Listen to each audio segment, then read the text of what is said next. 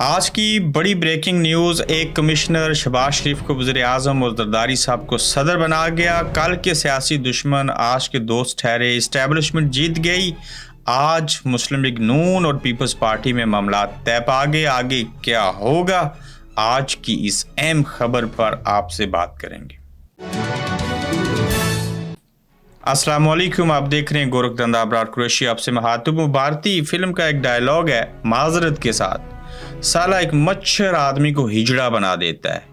आज हमने देखा कि एक कमिश्नर जो है उसने तमाम सियासतदानों को हिजड़ा बना दिया।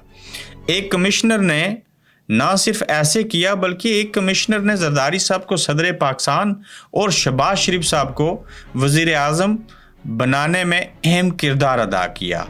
वो नून लीग, वो पीपल्स पार्टी जो चंद हफ्ते एक दूसरे के खिलाफ थे। ताहम इसके ऊपर बात करने से कबल मैं ये बता दूं, ये जो मुस्लिम लीग नून और पीपल्स पार्टी एक साथ मिलकर, जिनको पीपल्स पार्टी पीटीआई के मुकाबले में कम मैंडेट मिला था और दोनों ने मिलके उस मैंडेट में इजाफा कर दिया और उनसे ताकतवर हो गए, ये एक अच्छी बात हो रही है जो हुकूमत बन रही है। कम अज़ कम मार्शल लॉ या इमरजेंसी तो नहीं लगेगी।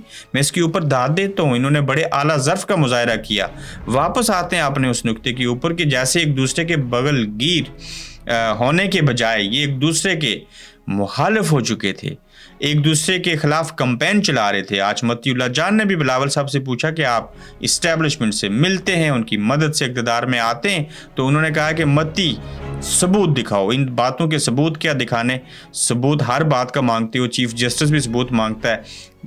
आगे बढ़ते हैं तो फिर कल के ये दुश्मन थे, आज के ये सियासी दोस्त ठहरे। कल के भी सियासी दुश्मन थे और एक कमिश्नर ने इनको जोड़ दिया। और जिस तरह से वो प्रेस कॉन्फ्रेंस करवा के फिर जैसे बैलेट पेपर की प्रिंटिंग की वीडियो लीक करके और जरदारी साहब को धमकी नहीं धमाकेदार वीडियो आने का जो धमकी दी गई कि आपके बारे में भी ऐसी वीडियो आ सकती है, तो लिहाजा बेहतर है कि आप लोग मान जाएं। और फिर मरी की सर्द रातों में वहाँ पे ये मिले और उसके बाद 29 फरवरी से पहले या उस 29 फरवरी को वज़ीर आज़म मुंतखब करना था।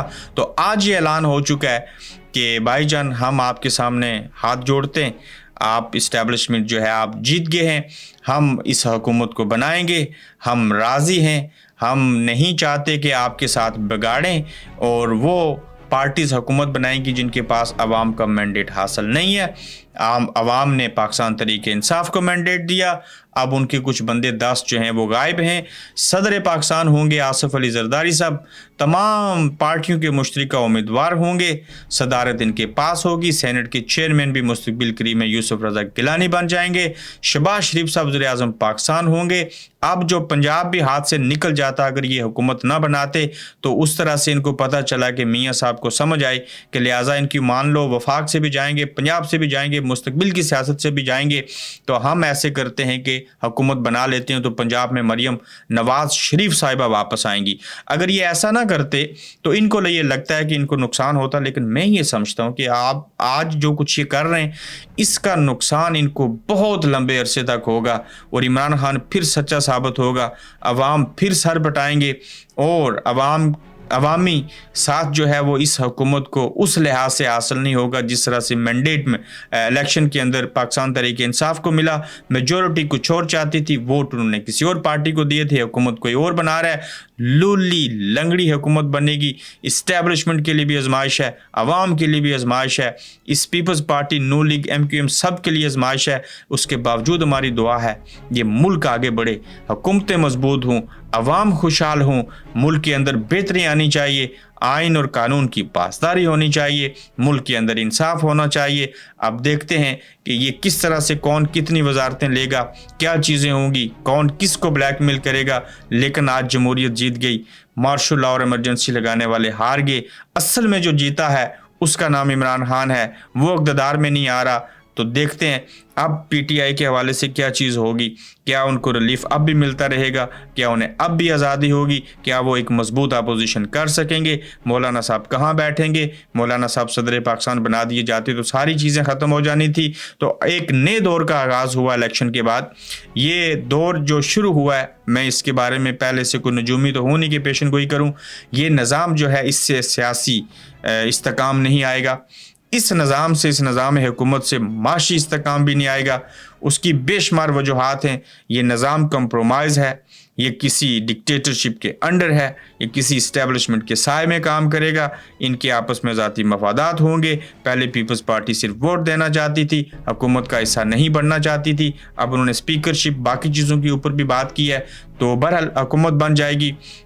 मियाँ साहब वज़ीर आज़म नहीं बने, शहबाज शरीफ साहब वज़ीर आज़म होंगे, आसिफ अली ज़रदारी साहब एक मरतबा फिर से सदर पाकिस्तान बनेंगे।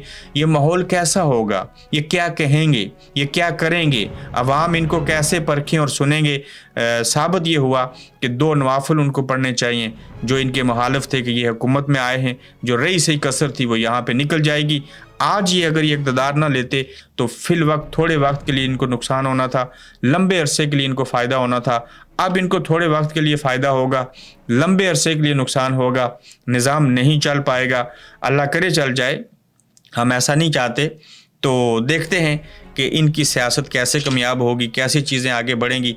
तो आज की बड़ी खबर यही है कि ज़रदारी साहब सदर पाकिस्तान, शहबाज शरीफ वज़ीर आज़म होंगे और मुस्लिम लीग नून और पाकिस्तान पीपल्स पार्टी के चाहने वालों को कबल अज़ वक्त मुबारकबाद।